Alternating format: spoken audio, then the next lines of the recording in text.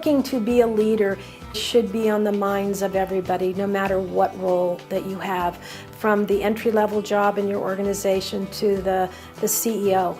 I do think that you will find yourself in a leadership role every single day. If it's not between another coworker, if it's somebody who is visiting your company and is lost in the hallway, or you're deciding the strategy for the next 10 years.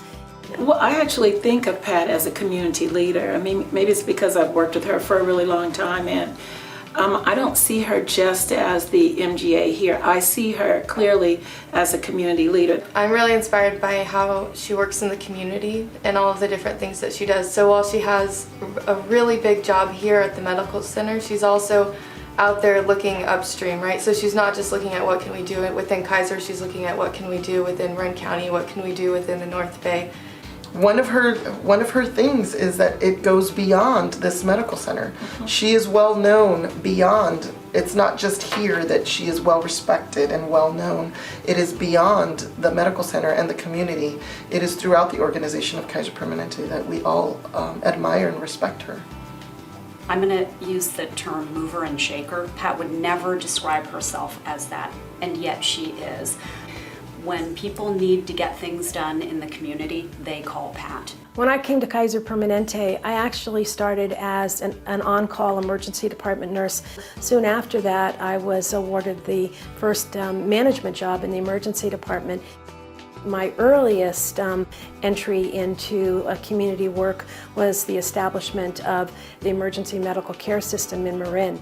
I got a letter and a phone call from then Supervisor Bob Rumiere looking for someone from San Rafael to serve on the Emergency Medical Care Committee.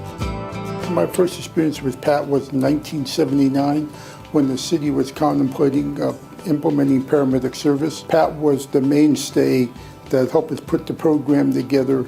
Her vision, her leadership, her perseverance led to the success of the program, which has been going now for over 30 years.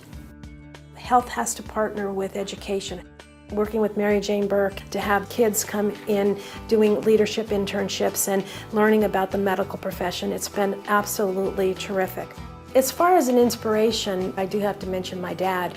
My dad had responsibility for the health insurance of over 100,000 people across the country. He was an amazing man who was influential, and he did have the opportunity to meet some very special leaders in our lifetime, and I truly am indebted to him.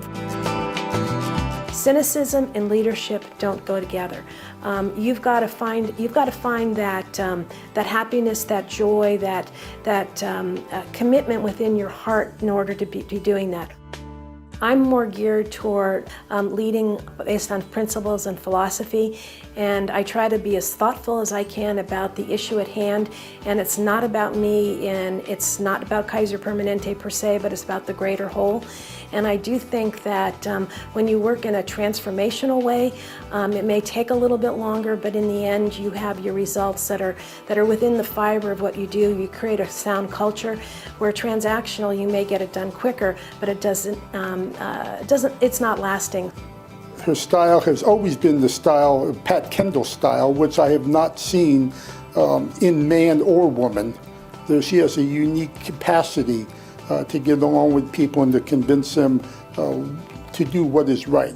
And not right for Kaiser Hospital, not right for Pat Kendall, but what's right for the community, and that's really important.